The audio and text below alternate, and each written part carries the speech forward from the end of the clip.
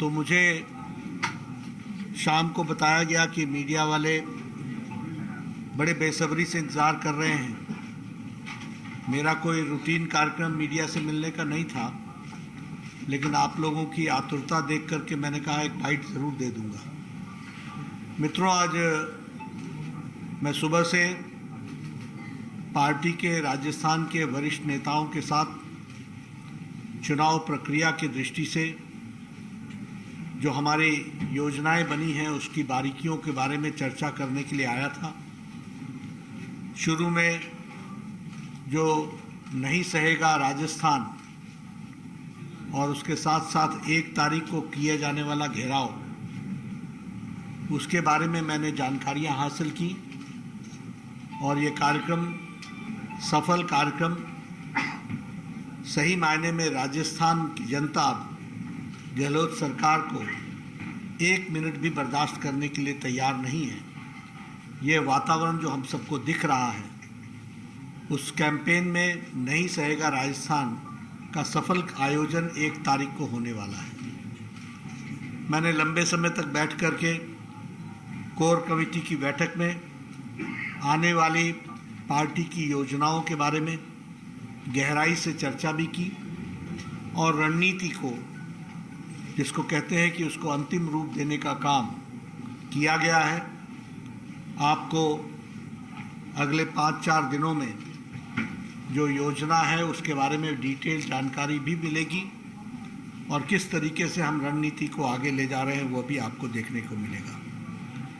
मैं आश्वस्त हूँ कि आने वाले समय में विधानसभा के चुनाव में एक तरफा आशीर्वाद राजस्थान की जनता भारतीय जनता पार्टी को देने वाली है और इसके साथ साथ 2024 में हमारी लोकसभा में क्लीन स्वीप के लिए लोग आतुर बैठे हैं, ऐसा मैं आश्वस्त हूँ। जिस तरीके का मैं वातावरण देख रहा हूँ, आदरणीय प्रधानमंत्री जी की नीतियों के कारण जो साधारण व्यक्ति का सशक्तिकरण हुआ है, गांव, गरीब, वंचित, पीड़ित, शोषित, दलित, हमारा युवा भाई, हमारा किसान भाई, हमारी माताएं बहनें, इनका जो सशक्तिकरण हुआ है उसको भली भांति राजस्थान की जनता ने समझा भी है और जाना भी है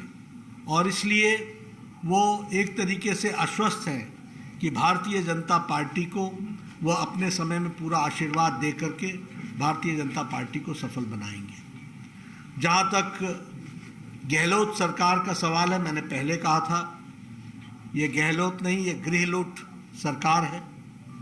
ये घर को लूटो और दिल्ली के आकाओं को खुश करो। हर स्तर पर भ्रष्टाचार है। आजकल लाल डायरी की खूब चर्चा है।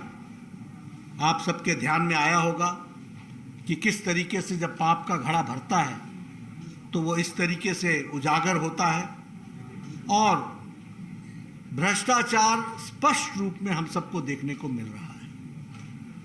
महिला उत्पीड़न लगभग अगर हम देखें तो 18 से 19 रेप केसेस हर दिन रिपोर्ट हो रहे हैं। लगभग 7 से 8 मर्डर्स रिपोर्ट हो रहे हैं।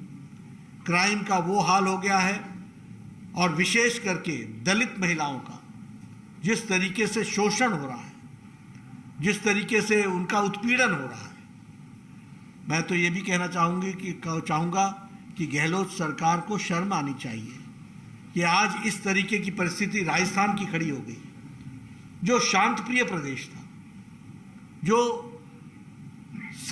संस्कारों के लिए जाना जाता है, जिसकी एक अपनी संस्कृति है, जिसका एक अपना इतिहास है, गौरवमय इतिहास है, उस धरती पर इस तरीके से महिला सम्मान का के बजाय महिला अपमान हो, यह कभी भी राजस्थान की जनता बर्दाश्त नहीं करने वाली है। और इसीलिए हमारे ध्यान में भी आया है कि लगभग 24,000 से ज़्यादा महिलाओं के साथ दुष्कर्म रिपोर्ट हुए हैं। ये किसानों की बात करते हैं, 19,500 किसानों को कुर्की के नोटिस दे दिए गए हैं। ये बात करते हैं कि हम किसान का कर्जा माफ़ करेंगे। आज किसान बेहाल अपने आप को महसूस कर रहा है और वह ठगा महसूस कर रहा है। जो जिन बातों की चर्चा करते हैं, हम सबके ध्यान में आया है कि विकास का नाम पर जो केंद्र सरकार ने दिया वह भी ठीक ढंग से नहीं लगाया गया है, और जिस तरीके की लूट यहाँ पर मची हुई है, जिस तरीके से हर कोई लूटने पर लगा हुआ है, ये भ्रष्टाचार अब राजस्थान सहने वाला नहीं है और आने वाले चुनाव में भारतीय जनता पार्टी को भरपूर मत देगा। जहाँ तक दलितों का सवाल है, लगभग 8,000 से ज़्यादा केसेस एक साल, 8,000 केसेस इन 1 ईयर 2022 में रिपोर्ट हुए हैं। ये दलितों की स्थिति है। युवा का जो स्थिति है वो हम सबको मालूम है। जो ये रीट के भर्ती में हम सबके ध्यान में आया, जिस तरीके से पेपर लीक हुआ, ये सब बताता है कि युवाओं के साथ भी बहुत ही जिसे कहा जाए कि घोर अन्याय हुआ है। वो ठगा महसूस कर रहा है और आतुर है कि कब वो गहलोत सरकार को उखाड़ फेंके और भारतीय जनता पार्टी की सरकार बनाए। इन योजनाओं को लेकर के हम आगे बढ़ने वाले हैं, आगे हमें सफलता मिलेगी, ये मैं आपसे कहना चाहता हूँ। बहुत बहुत धन्यवाद। You see, our teams are always made keeping the time in view. We are going for 2024 elections and we have decided that in Lok Sabha election हम जहाँ जीत हासिल करेंगे उसके लिए हमको टीम को भी रीडू करने की आवश्यकता थी, और बहुत से हमारे लोकसभा के मेंबर्स जो ऑफिस बेयरर्स थे उनको चुनाव ठीक ढंग से लड़े, इसलिए उनको फ्री भी करना था और नए लोगों को चांस देना था और नई जिम्मेवारियों के साथ उनको लगाना था।